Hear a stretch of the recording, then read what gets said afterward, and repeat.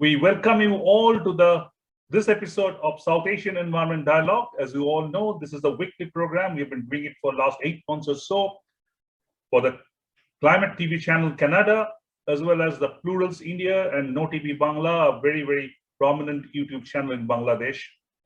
And we discuss a range of issues on environment and climate change in this particular program. This is a platform actually where we do talk about the outstanding issues on environment and climate change globally, but more particularly in context of South Asia. But today's issue is more of a global issue. We just had the G7 meeting, and this year G7 meeting, climate change was a major agenda. What really came out of this?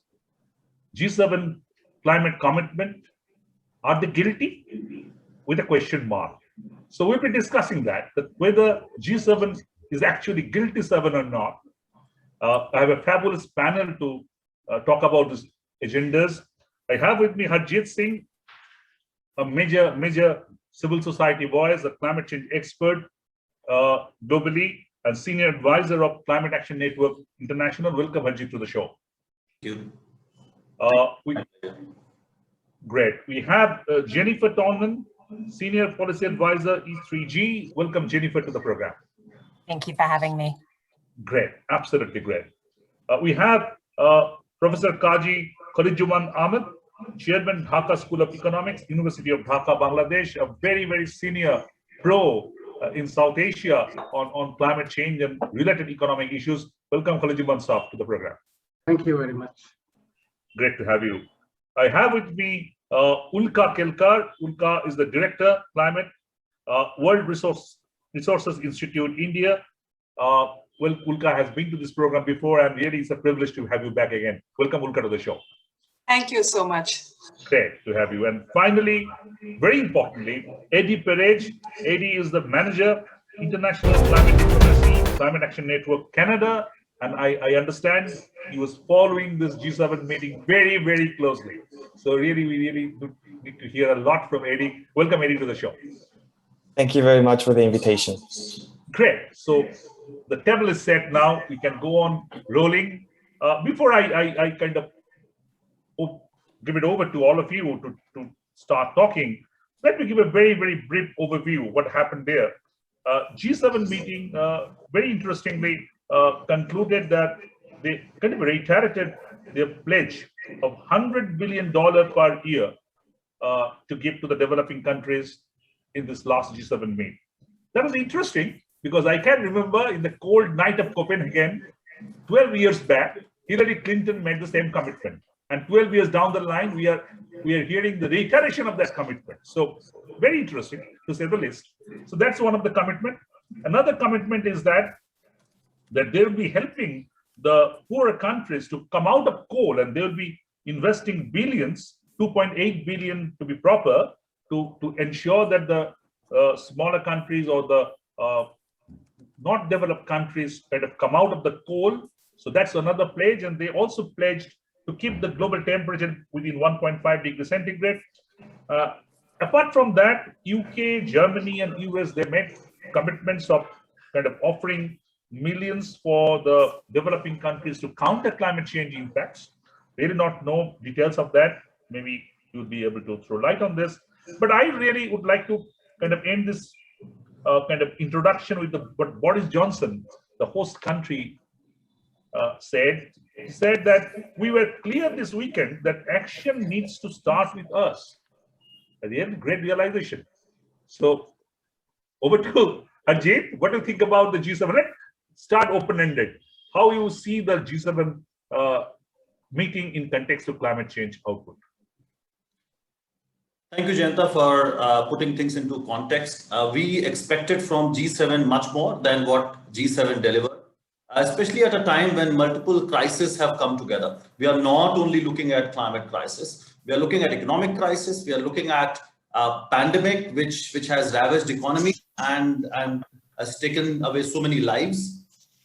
And that has also contributed to the kind of economic crisis, particularly in the global south, and we are still struggling to come out of the pandemic. And it will be very hard for us to deal with multiple crises. So G7 was supposed to deliver much more than what they have done. Yes, we did hear about vaccines being donated. We also heard about reaffirmation of $100 billion. But the reality is that the specifics were missing. And when you talk about global leaders who are not only morally, but also the kind of leadership they want to demonstrate, they had to go a lot further than what they have done in both in terms of responding to pandemic and also to the climate crisis. And but the reality is that we were missing those details that were very much needed. A year beyond 2020, that commitment of $100 billion was supposed to be met last year. And climate change crisis hasn't stopped because we are hit by pandemic and our economies have really crumbled. So yeah, from global leaders, we expected a lot more, much more. And we are still, we haven't got that from that meeting. Okay. Let's go to Ulka. Ulka, as an economist, forget about your climate change hat. As an economist, something was promised 12 years back, $100 billion per year. Now we have all seen how as Harjeet was pointing out, how the climate emergencies, climate events have increased over the years. Still, now we are still reiterating on that $100 billion per year. What do you feel about that, Ulka? Yes, to be honest, Jayanta, I'm quite disappointed. I mean, we have been hearing the same $100 billion goal for a long time now, as you said. And it is quite striking that while these countries are raising trillions of dollars in their own countries for the economic recovery from the pandemic-induced crisis, they are somehow not able to manage this $100 billion goal for the world as a whole. More specifically, the kinds of tracking that is being done of the contributions reveals that even the money that is being given is mostly loans, which have to be repaid by countries which are already suffering from cyclones and other extreme events during the same time. So the debt relief gets added. Moreover, the money that is being provided is mostly for mitigation, not for adaptation that is urgently needed now. And while $100 billion of climate finance is not being given, $189 billion was given in the last year for fossil fuel activities by these countries. So it's almost like what you're not able to give, you're in fact even taking away with the other hand. So I would say overall, the picture is not a very optimistic one. So basically what you were saying, more than the kind of availability of money, is more about the mindset. It's more about the mindset rather than the availability. Kholiquzzaman sir, this is another very interesting point. I can just see that this $100 billion being promised as a combination of public and private finance. Now, this has been raging for 12 years. When Hillary Clinton promised that cold night at Copenhagen, many of us were there at that time. She never said private. It was meant to be a public finance. But still, they keep on saying the public and private finance. How do you see it, Professor Kholiquzzaman sir? The first comment that I'd like to make is, we discussed some days ago, maybe a month ago, the G7 ministerial meeting outcome. And I see this was the G7 summit is a repeat or endorsement of the outcome of that meeting. Okay, so very interesting. That we discussed that didn't go very far. Obviously, this also has not gone very far. Yes, this 100 billion, it is just like a carrot. They come and tell us that there is $100 billion coming. First, it was supposed to be all public, as you said rightly, Clinton and so on. And then slowly it changed, became public and private. Then we have this GCF fund was created. And that money mostly was supposed, not all, mostly was supposed to go to GCF. But GCF so far received, I understand, have not, no, they have not received, committed to be given. GCF is about 22 billion altogether. They might have received about 10 billion. So there is not much money. And 2020 has gone. We are in 2021, which is also halfway. Therefore, that commitment, I don't believe in it. Let me say it very bluntly. Okay. I have heard it again and again. But then the other thing is very, very interesting. You see, they are raising money to help developing countries to stop using coal. What about their countries? Are they going to do that? So that's something Very, very important.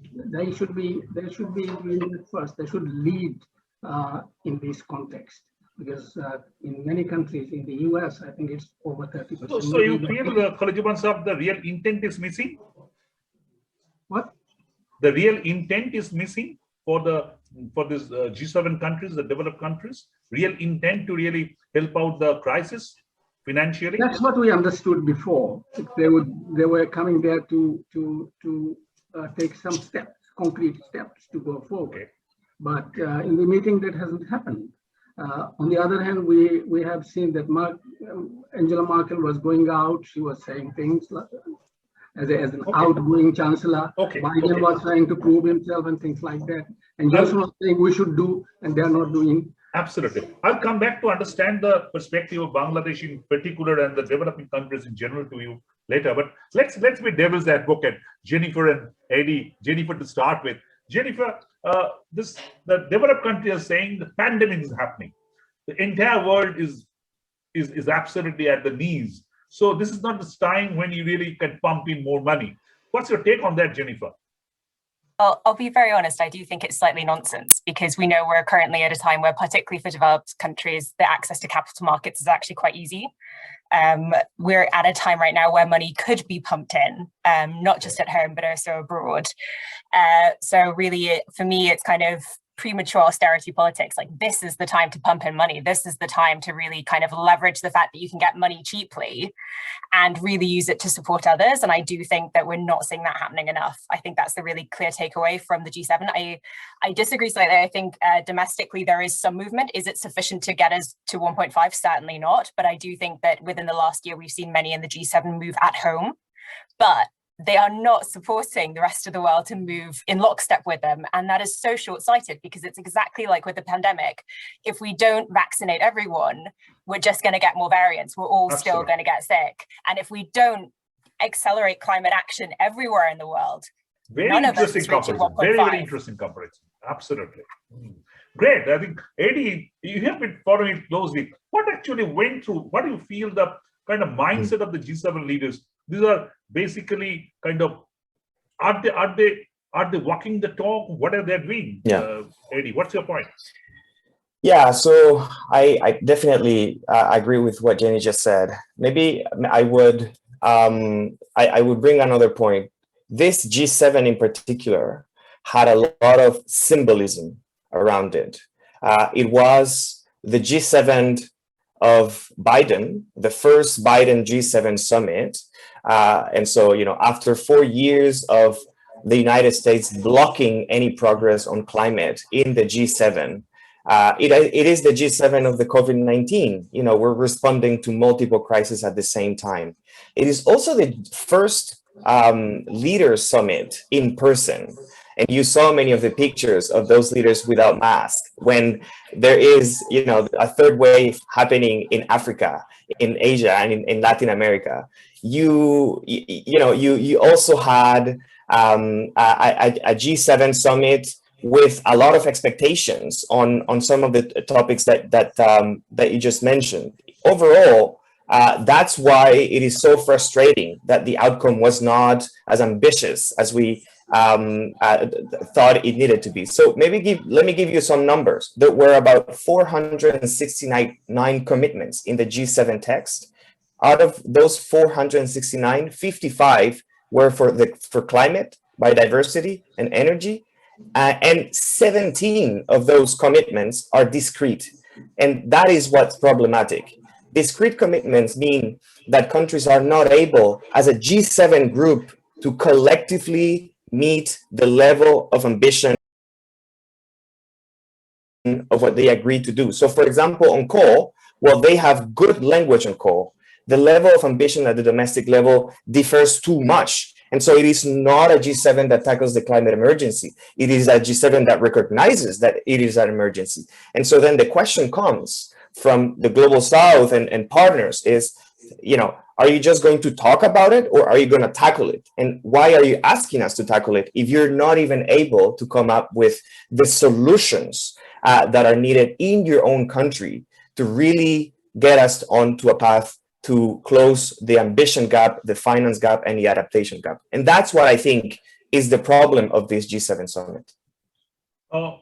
One thing, Eddy, I think perhaps you can have the answer later, but let me put up the question that when they're talking about what kind of help they are going to offer to the developing countries, what they are going to do to take them away from the coal, they themselves are not saying what they are going to do, what the G7 countries are going to do about their emission.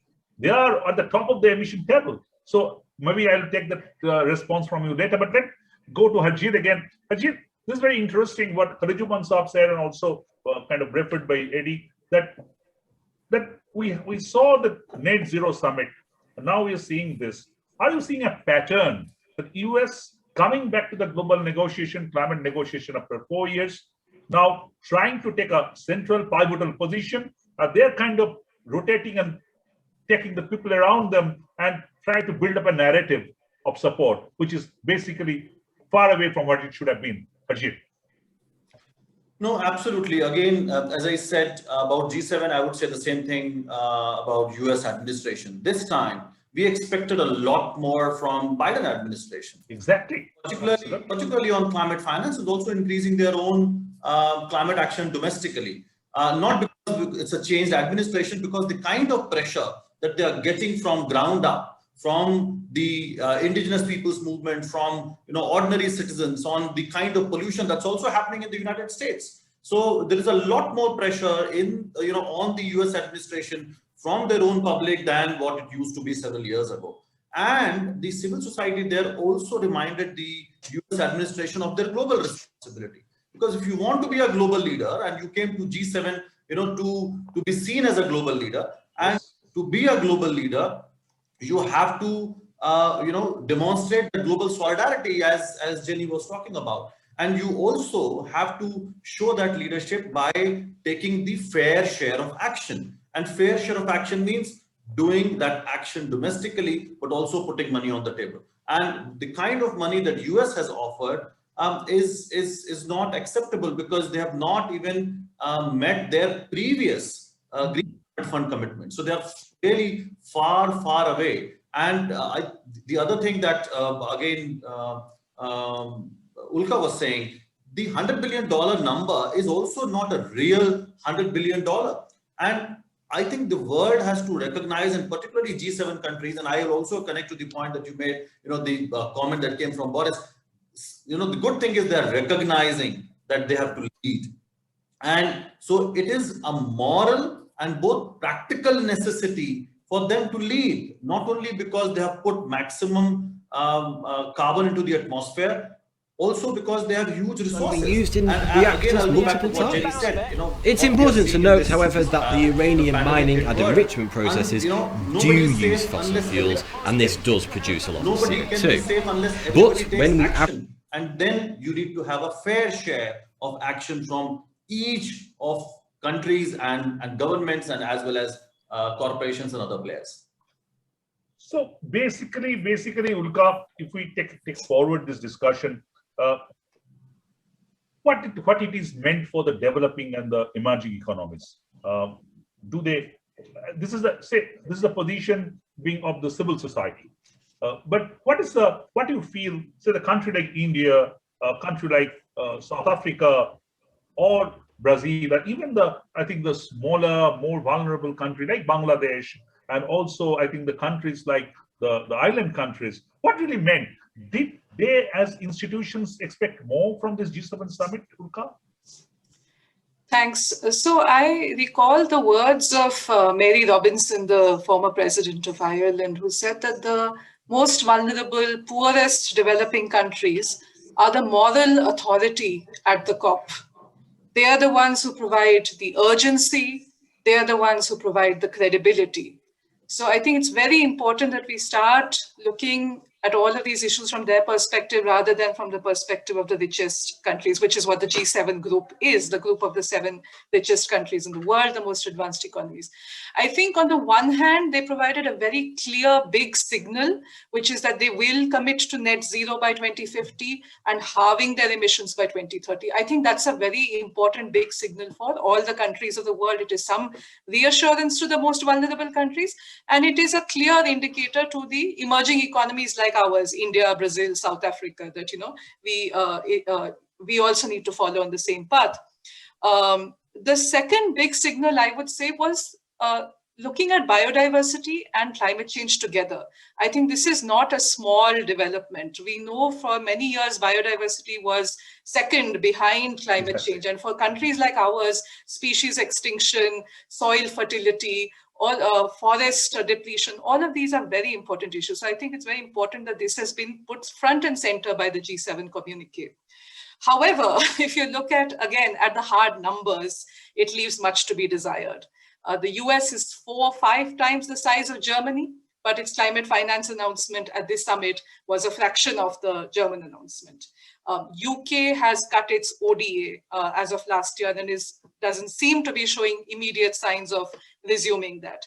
If you look even at the vaccine money, where so much talk is being made about solidarity, about vaccine diplomacy, even now the funding gap for COVAX continues to be $16.8 billion. Before the G7 summit, it was $18 billion. Then it became $17 billion. It is still hovering near $17 billion. So if they really want to show their seriousness and solidarity, this gap should no longer remain. So I would just end by saying that finally, there are immediate ways of showing solidarity and showing and building trust. I think and Ulka, solidarity in action, not in words. Solidarity in there action. Are more words, it will set the right stage for COP26. Yeah, thank you. Great. Kholiquzzaman Saab, what it meant for, say, Bangladesh. Did Bangladesh expect more from the G7 countries and the kind of more output financially, technological support-wise or otherwise? Are you disappointed as a country, not as an individual independent expert, but as a country? Meetings like these do not relate to particular countries. Therefore, there can be no conclusions drawn with respect to Bangladesh or India. It's very general. Now, 2 things they have recognized, I would add to Ulka. One is they talked about leaving no one behind again. No one behind. And the other thing is inequality they have recognized as a major problem. I think this is a progress, that inequality has been recognized along with climate change and biodiversity. But when you look at the conclusions they have drawn or promises they have made, no reflection of that in there. For example, they have committed only 1 billion doses of vaccine out of 11 billion that is necessary, as WHO says. So there is no, it's nothing in fact. And someone has mentioned, I don't remember who, but it's very correctly mentioned that unless you have vaccinated everybody, nobody is safe. And now you vaccinated the US, you vaccinated UK, you vaccinated Germany, but if you leave some country in Africa or Asia unvaccinated, that will travel to you one way or another, and then you are affected. So that they fail to fathom that, they fail to recognize that. That is very surprising to me, that these leaders, they are leading the large countries of the world, very rich countries of the world, and they couldn't fathom that thing. So this is another major failure, I think, recognizing the problem, but not really acting on it. Not really acting on it in terms of actions. So that's, we get frustrated all the time, but then we keep talking, keep reminding people that they should keep talking about it. Keep talking about it.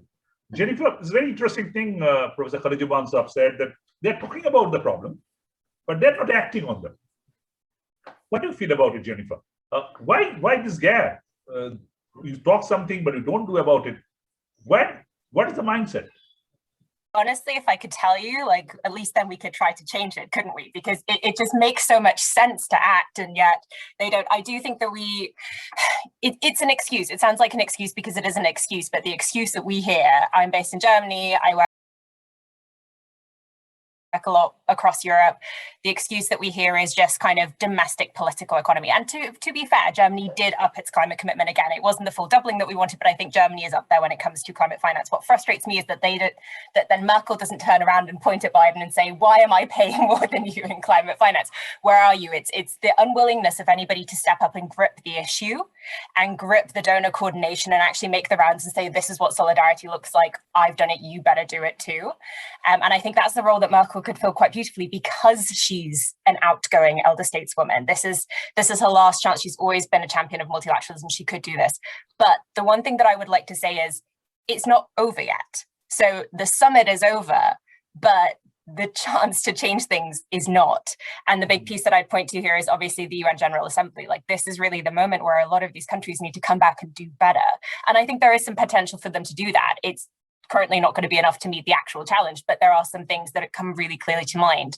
There are going to be reallocation of the IMF special drawing rights, some of which can and should go towards vaccination. That should be backed up by additional public finance for vaccinations.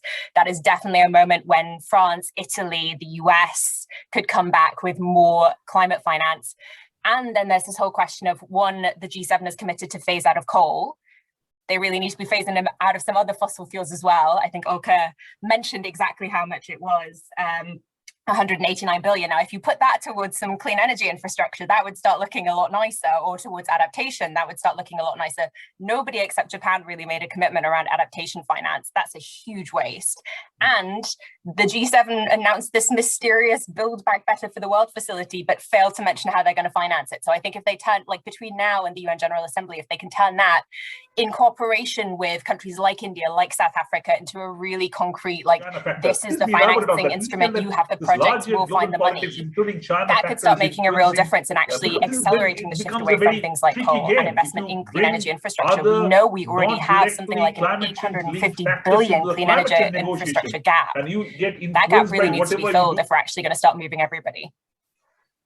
Very, very interesting points. Let's go to Eddy. Eddy, I was asking about that what they do really at their end. What do you feel that they're talking about supporting the developing countries, the emerging economies, whatever. We may be happy with that, may not be happy with that. But what they're doing at their end, what these big countries are doing at their end, Eddy? Mm-hmm. Yeah, so I mean, I think when it comes to the domestic elements, you did see a couple of countries stepping up on a couple of issues. So, for example, Canada, at that same summit, announced that it would consider future thermal coal plants to go against Canada's interests. But you didn't see this anywhere in the G7 environment. And I think that was another problem, which is there was a lack of coordination of these countries to actually tell the story that they wanted to tell at this G7 summit. And I feel that, part of the reason for the failure to communicate what really happened at this summit is because they underestimated how much this G7 needed to reassure the global community and how connected it was to what Jenny was saying, the other moments, the G20. This is a G7 group that invited 4 other countries. And then we could go into Australia because I think that is the biggest laggard in the group, 4 other countries, including India. And these 11 countries will go to the G20, where the dynamics are much more difficult and there is greater toxicity to advance on things such as fossil fuel subsidies, such as net zero, because some of the countries in the G20 group have not able yet to agree on these commitments at the domestic level. So definitely, I do see a gap there. If you allow me, Jayanta, I wanted to maybe try to answer part of your question around why is it that these countries don't go further. And I do feel that part of it is it shows three things. The first one, we tend to believe that G7 countries are like-minded in everything, and that this G7 summit showed that they're still divided on so many issues, particularly when you talk about, you know, the level of ambition on climate finance. I mean, I have to congratulate Canada for doubling. I have to acknowledge Germany for bringing in $2 more billion annually. I also have to speak about, you know, the fact that the UK has been putting climate finance at the top of the agenda, even if, you know, they caught ODA, which I think is completely unacceptable. But you know, you still have Italy that hasn't shown level of ambition, Japan that doesn't want to increase from their 2016 to 2020 baseline. And finally, I do think that the G7 preferred to pick geopolitical fights with China, and it shouldn't. This should have been a summit of cooperation. It should have been a summit of cooperation, and it was not. It was looked as a response to China. When actually what the G7 needed to do is build partnership and friendships with the vulnerable countries, the V20, and build that coalition of the willing ahead of COP26, which I think was one of the biggest problems. Very, very interesting. And then the point that you raised, why they are having that some different mindset and the disparity. Let's go back to Jennifer very quickly on that point. You recognize the disparity among the G7 countries about responding. There are so many other issues of disparity, but let us kind of, for the time being, be concentrating on climate change action and climate change finance. Do you feel that that disparity is quite evident out there? I think it's incredibly evident. And I would say not even just climate finance, but the other big one is obviously fossil fuel finance and their own fossil fuel phase outs at home. There is huge divergence still there. Some of it may be solved over the next couple of years just through election. Germany is facing elections that are likely to see it become a lot greener, hopefully. France is facing elections where we also have the potential to really unlock announcements. But yeah, I think the differences are still quite stark, particularly on what they're willing to put on the table internationally. And I was actually very struck by Eddy's point in terms of positioning towards China, because here I also think it's a difference in ability to communicate, because actually Germany and France wanted this to be a cooperative G7. You saw both Chancellor Merkel and President Macron going into the G7 saying, this is not about being anti-China, this is about making a positive offer, this is about delivering for the world, this is about building multilateralism that is kind of rules-based and focuses on achieving those international goals. And it was the UK and particularly also the White House that decided to make this about geopolitical positioning. And that's what cut through, because their machinery is just so much bigger. You saw the White House give 8 press briefings during the course of the G7 trying to scoop the UK presidency, and that's so not the point. They can't even cooperate enough to do joint press statements. They're focusing on their own positioning, and that is a huge issue. And that's where you notice, yes, the US is back, but that's not always a good thing, because the US is back to be the shiny US, but the shiny US doesn't always build coalitions. It's slightly more kind of, it's countries that know that they need the rules-based order because they're not superpowers like Germany, like France, that do then say eventually, not soon enough, but eventually, look, we need to build coalitions. And that was a real shame.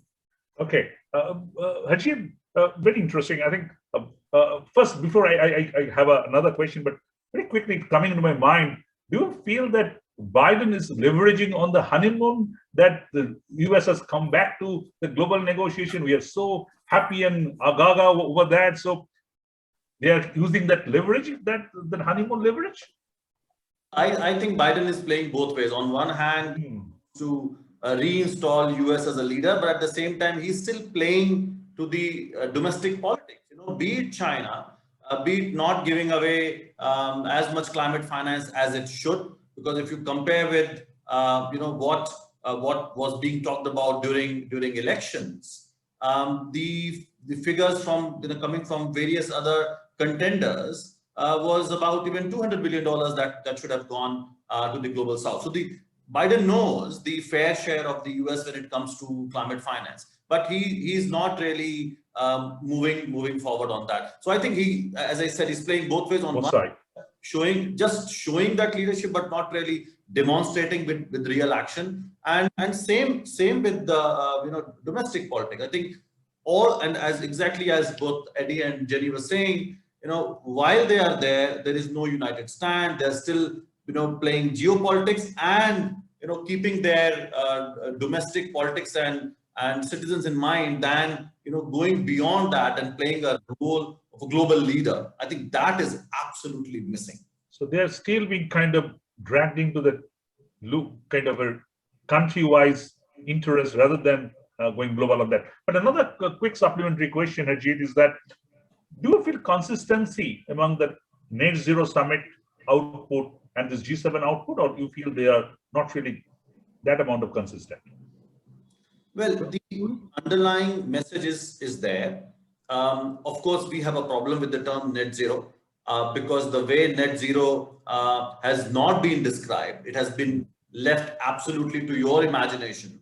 And by corporations and countries are coming forward and pledging, yeah, we are going to go net zero. But what does that mean is really, has not been explained. Similarly, all the discussion about phasing out from coal, but not really going further than that. So I still feel that while the direction has been set, but we are not moving forward as fast as it is needed, I think G7 also failed to recognize that why this COP is important and why this decade is important.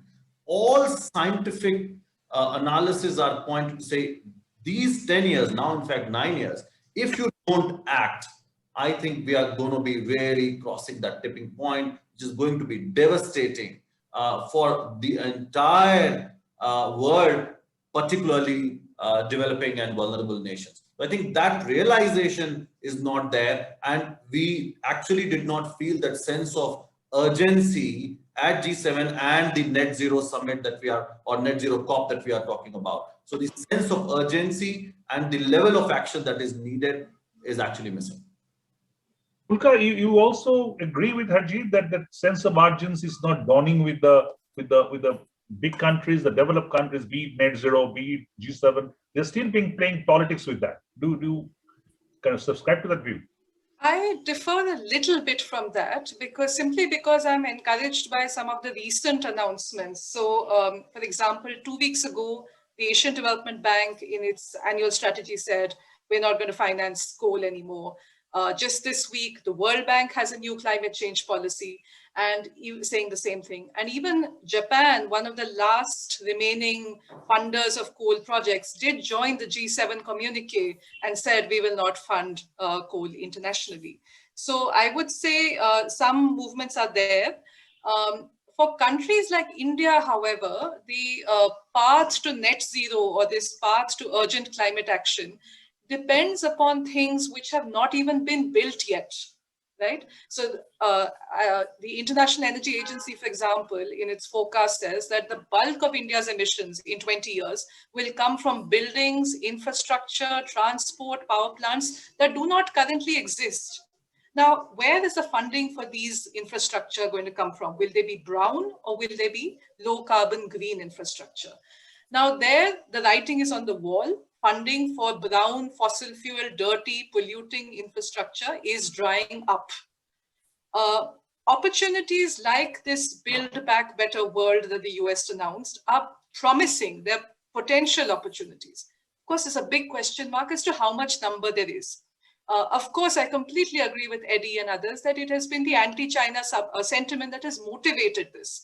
However, it does mention countries like India and other emerging countries whose demand is growing, whose emissions are projected to grow. And here there's an opportunity to genuinely build low carbon infrastructure rather than high carbon fossil intensive infrastructure and get locked into that. The second issue on urgency I would talk about is really from the perspective of some of the other countries. In Fiji, for example, in this last year, they spent 40% less on climate action because of the COVID and the various natural disasters and cyclones that they faced.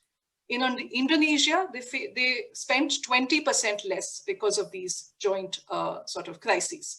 This is domestic money. This is money coming from the domestic, not international finance. So I think now World Bank, IMF are recognizing the need for debt relief for such countries.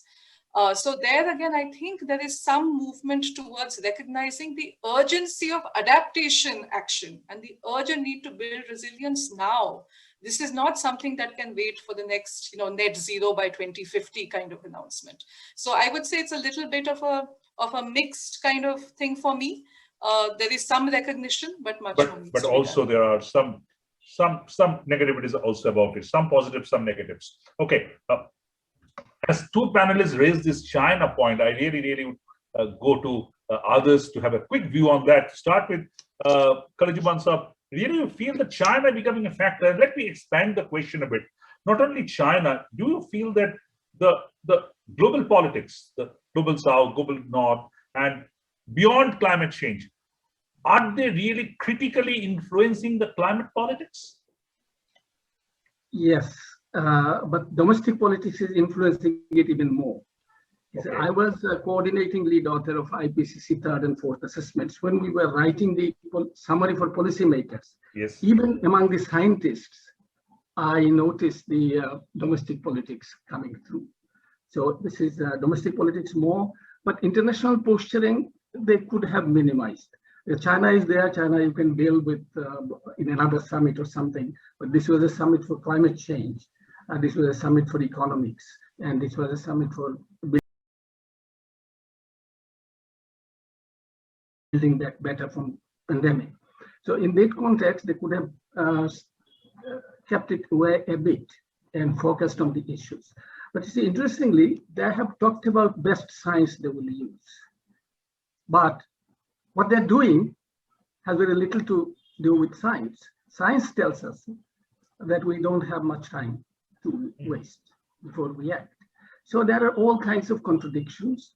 A lot, I agree with both Eddy and Jennifer that domestic politics is extremely important, even more important than they perhaps think, because I saw, as I said, scientific summary when we write.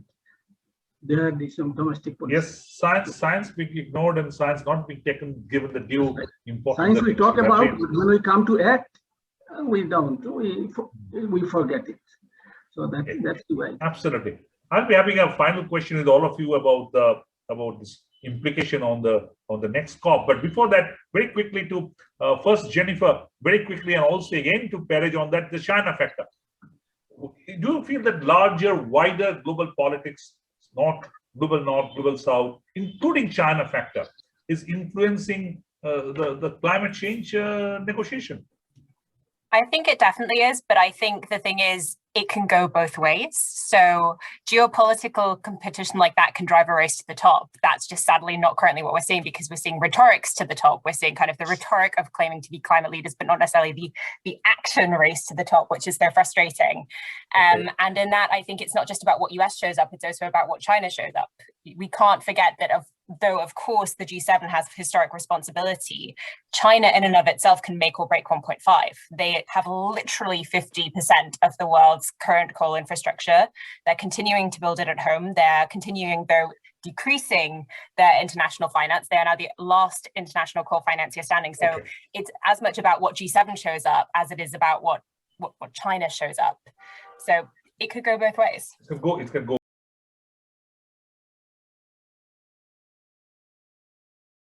both ways. Eddy, you are referring also about the China factor. Please be elaborate on that. We feel that this larger global politics, including China factor, is influencing because then it becomes a very tricky game. If you bring other not directly climate change linked factors into the climate change negotiation, and you get influenced by whatever you do with that country at your border, then it becomes more complicated. Eddy. It does, and it requires us to think about the broader picture.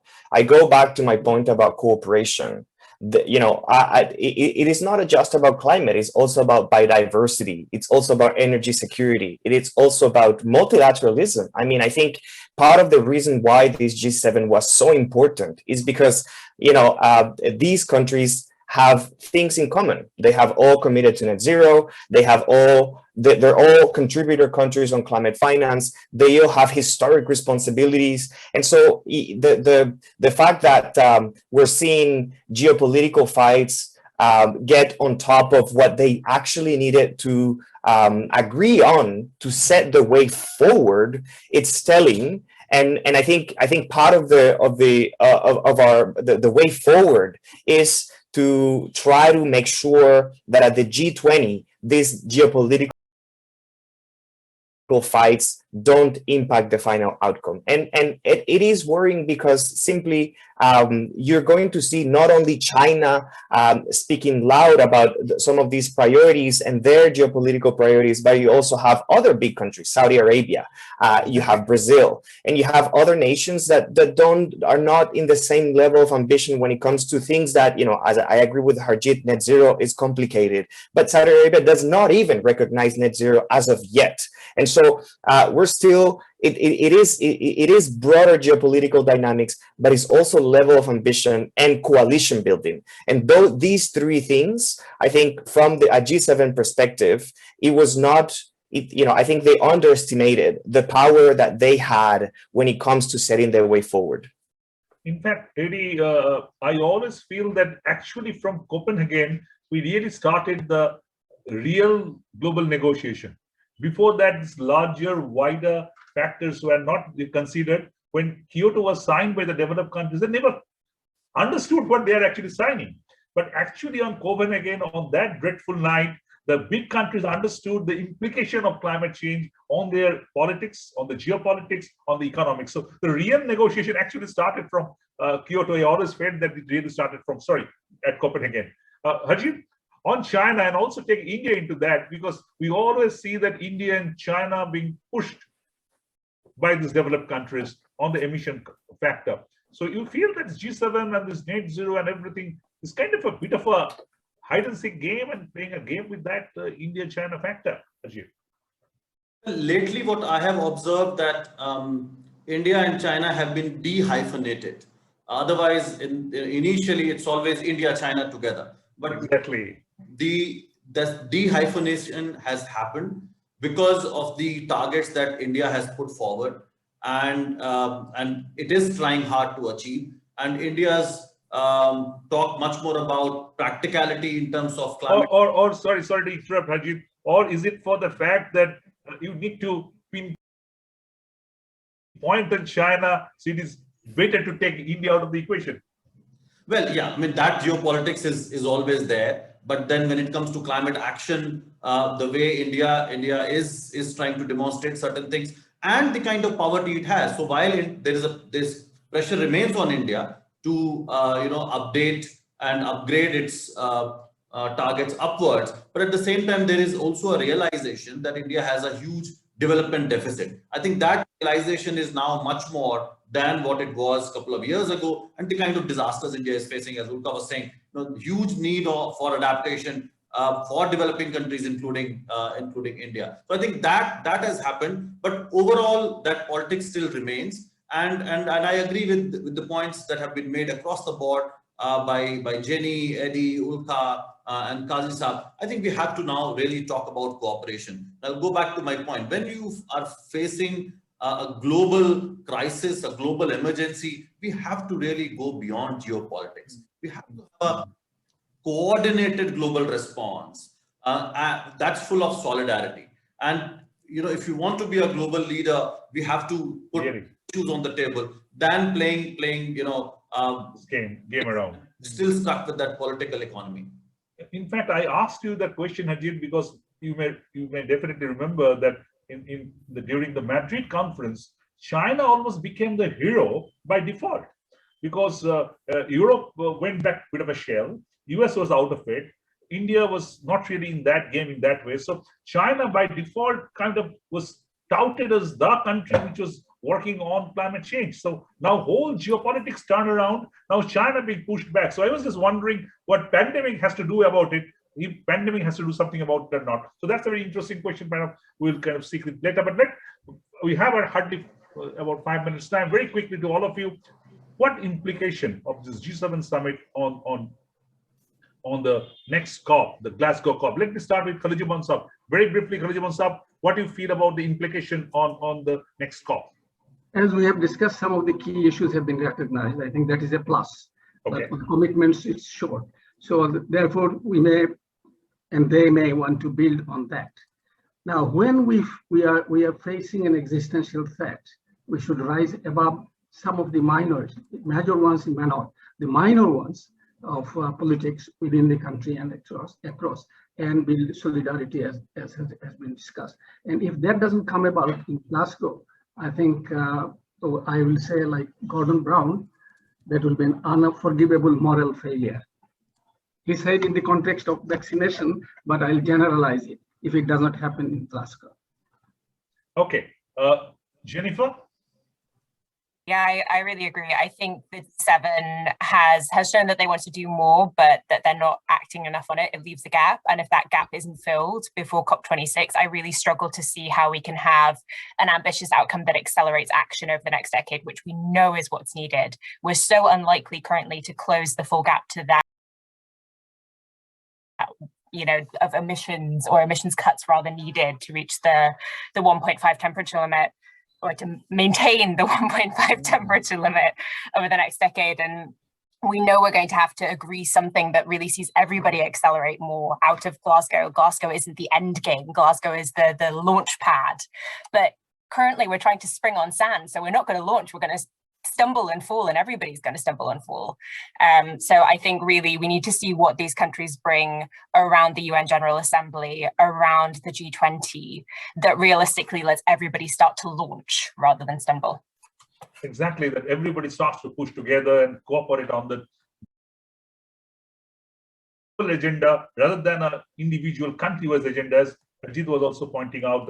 I think it's a day of cooperation. Ulka, your take about this net zero and these G7, all these are building up to COP, Glasgow COP. Hopefully the COP will be there, and as the pandemic going around, we all really keep our finger crossed and think that COP will be held in due time. Last year we missed out the COP, and I don't think the COP can be held virtually.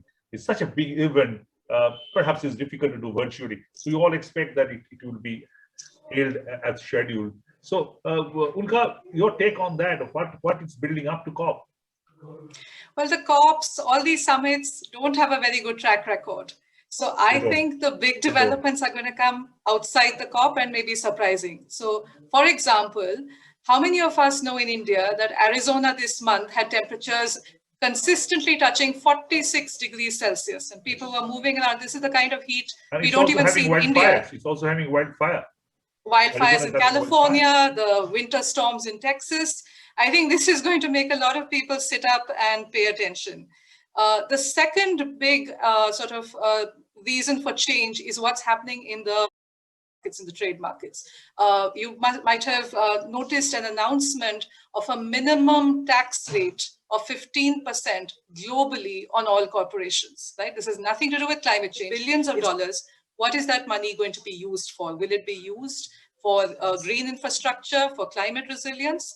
It is definitely a new source of finance which didn't exist before.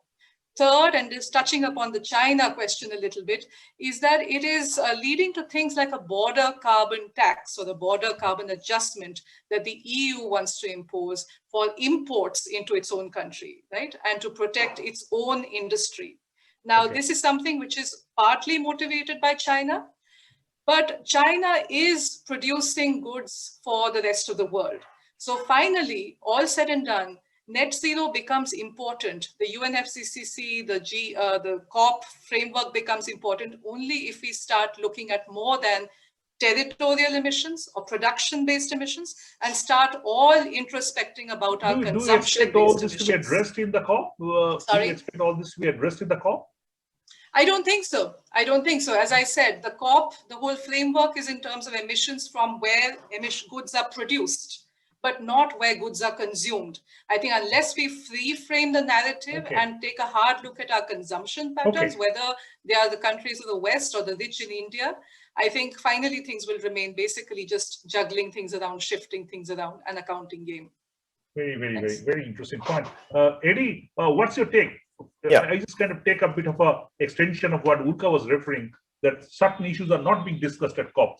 Even the issues that are being discussed, Harjeet knows much better. There's the issue of loss and damage. They're almost kind of always been put under the carpet. They talk about mitigation. Sometimes they do also talk about adaptation, but hardly about loss and damage. That's been turned into a kind of a theoretical exercise. Some studies, something of that sort. Eddy, what do you feel? Your expectation of this leading to COP? Very quickly. Yeah, so very briefly, I just say that the COP COP26 outcome will depend on the ability to agree on a cooperation agenda for loss and damage finance and in the broader climate finance agenda. It goes hand in hand, and it requires that kind of level of commitment. The loss and damage example is actually a good one to show where we are today. There is a very big difference between putting pressure on countries so they can deliver and agreeing on an agenda forward after COP26. Jenny said it well. COP26 is actually the beginning, of the implementation of the Paris Agreement, of the next cycle of ambition, and that requires agreeing on setting an agenda forward, and we're not there yet. We're still at putting pressure on key countries to deliver on something specific, on them to deliver at the domestic level, and that is worrying. And that's why I feel that I think part of the work that we have right now is to put the mindset in countries so that they know that COP26 is about a climate emergency and not about political fights, about rivalry, about diplomatic cherry-picking fights, but about setting the conditions for the way forward. And here I actually think that the V20 will play such a crucial role to put pressure on the 1.5 in a way that we should speak about security, about loss and damage, and about the future on adaptation and resilience. Eddy, but very quickly, in one line, that is kind of a perspective you expect it to happen in COP, but actually, do you really feel that is going to happen? You were talking about the climate. You were talking about the climate urgency or climate emergency. I can still remember when we all were in Madrid and we were reaching that conference hall to the metro station. All over the metro station, the climate emergency was kind of written in big words, but those remained within that kind of within the metro station itself. That didn't really percolate upwards and into the conference hall. And nothing happened there. And I can still remember Harjeet and others being demonstrating. I wrote about it in my paper, demonstrating within the COP conference that nothing is happening here. Everything is happening outside, but nothing is happening here.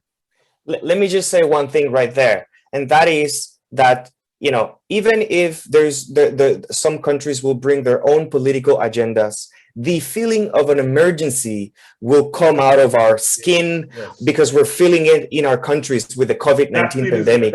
It is there. It is there. It's so real. And at the domestic level, we're calling and screaming about it. So even if those countries come with political agendas, the emergency will be there. What's missing, though, is the conditions to have the political space to agree on their way forward. And I think that is part of the uncertainty that we're feeling right now that we need to sort out before COP26. Just one sentence. One sentence. Wait, I don't think loss and damage is a starter. It's a non-starter. So if we pin our hope on loss and damage, I don't think we'll make progress. I think absolutely it's a non-starter. But Harjeet, I think a very important point being raised by Eddy and kind of shared by him, that there's an urgency, whether the political leadership have started to understand, and really they might have understood, because the statement that Boris Johnson has given that we are responsible, we have to act, that clearly shows they are understanding the urgency, but they may not be acting the way or in a speed that we all expect them to do. But do you feel this is overwhelming impact of urgency component at the end of the day will be the winner? What are your expectation in this COP? Very quickly, Harjeet.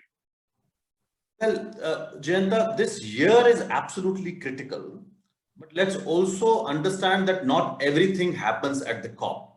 COP has a very specific role. There are so many actions that we are hearing, even in this talk, that many multilateral institutions are taking up, or individual countries are stepping up. So the role of the COP is to inspire, is to enable action, is to act as a catalyst, right? But not everything is going to happen at the COP. It's a big driver. It's a big driver.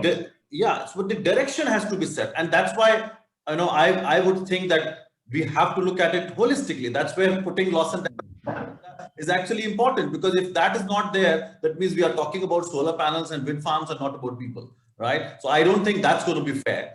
And important, and as it has been said, it is going to be a springboard. It's a new start that we are talking about. So we have to make sure that we build trust, We look at both people and the planet, and then we talk about how we are going to drive that action and guide Absolutely. using the linchpin. Absolutely. I was going to do my concluding sentence, but I really been provoked by what Harjeet just said. One line from each of you is that, do you feel like Paris in this coming COP, considering the urgency that it is, and hopefully it will be held at schedule, do you feel that the politicians going up on the first week will make the job easier? Quickly, Ulka to start. I'm usually an optimist, as you know, Jayanta. I think the politicians will seize the moment. I think the issue of equity and just transition is something. I'm just asking you the structure-wise, like what we saw in Paris. All the big politicians went at the beginning, that kind of contributed in Paris being a reasonable success. So, do you think that kind of structure should be done this time? Your personal view. Just say yes or no. Yes. Yes. Okay. Kholiquzzaman Saab. Yes, but they have already planned on the 30th of the previous month. One day before. But not all of them. Not all of them. Are coming. Many of them. They are coming. They are coming. Hopefully, they do something. Okay. Eddy, will that be an interesting model? All politicians to start up, have a discussion, set up the ball rolling, then go back and let their environment minister take control later, as we saw in the Paris? I think we could, but I would meet you again in a month, once after the G20 July ministerial and some of these key moments happen, to see if those political conditions are created. I am hopeful, but I also feel that we need to, see how things roll out in the next coming weeks. How it pans out. Jennifer, very quickly. Yes, I think it should be, but I also wonder whether the G20 need to have a meeting with the V20 before their summit, which happens 2 days before COP. I kind of feel like I'm a bit concerned about kind of naughty major economies then colliding at COP with many, smaller, more developing climate vulnerable nations. Harjeet. Okay, Jennifer, you were just kind of concluding. Tell me. No, I think that we might need an inspirational head of state moment before the G20, not just at COP, because the G20 is going to be quite make or break as well. Harjeet, final word. Well, I am positive, not because leaders are going to come in the beginning, but I think the kind of pressure that is mounting from civil society, from movements, and everybody around the table said that the urgency that we are feeling because of climate impacts, I think that urgency is going to put pressure on leaders to really step up and provide that direction. And the way we saw climate action right at the heart of G7, even if they did not deliver, I think there has been a huge pressure, and this pressure is going to mount from all corners. And that is absolutely. I'm completely running out of time, but let me conclude with that what Harjeet has said, and I think across the panel being reiterated, that the urgency, the pressure of civil society, the pressure of world at large, the pressure of society at large. We see what's happening in US, the civil society there pushing the government, what's happening in India, what's happening in other countries. So hopefully that pressure will be critical, will be beyond the threshold value where it can actually influence the action. So far we saw, even the G7 summit, that unfortunately the leaders are not working on their talking.